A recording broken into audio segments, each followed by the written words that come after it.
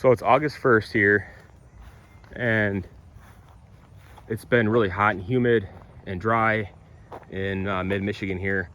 Overall, it's looking pretty good. I do have some issues with clover. I did a video on that, and some creeping Charlie, so you can find that one in my recently posted videos. But a lot of you are going to start to notice that this crabgrass is going to start to appear. You know, it's more prevalent in the summertime, right? So I actually just sprayed some of this with glyphosate not too long ago. You can kind of see it's already starting to die off with the purplish color on there.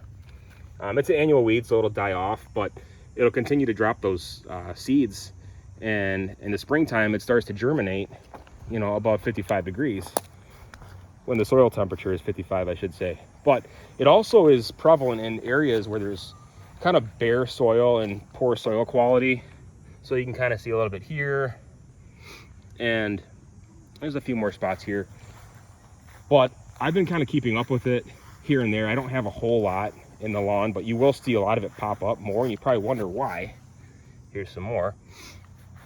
And that's because in the summertime, it just thrives on the heat, those dry conditions. It starts to grow and spread, especially in those bare spots, right? So how can you control it? Well, if you put your pre-emergent down, you know, in early spring, it's only good for what, 3-4 months? We're already in August, so this is the 4th month.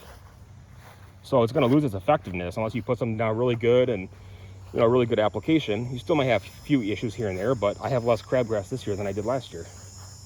And it's because I kind of take care of it, you know, on a regular basis. But something to keep in mind too is, how can you control this? Well, you can use some herbicides like this Trimec, crabgrass weed killer, but you have to make sure it's got that quinclorac in it. So this is a concentrate, it's a little bit higher percentage. You can also use Spectracide Weed Stop, but it's got to have crabgrass killer in it. Regular Weed Stop for lawns won't work. That's more for broadleaf weeds. Doesn't have quinclorac in it.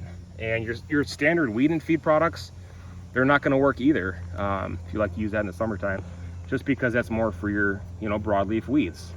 I tried Speed Zone as well on a lot of other areas, which is, you know, effective here and there, but that's not going to work for crabgrass either. So what I typically do, I just take my bucket around the lawn every week or so, depends, whenever I feel like it.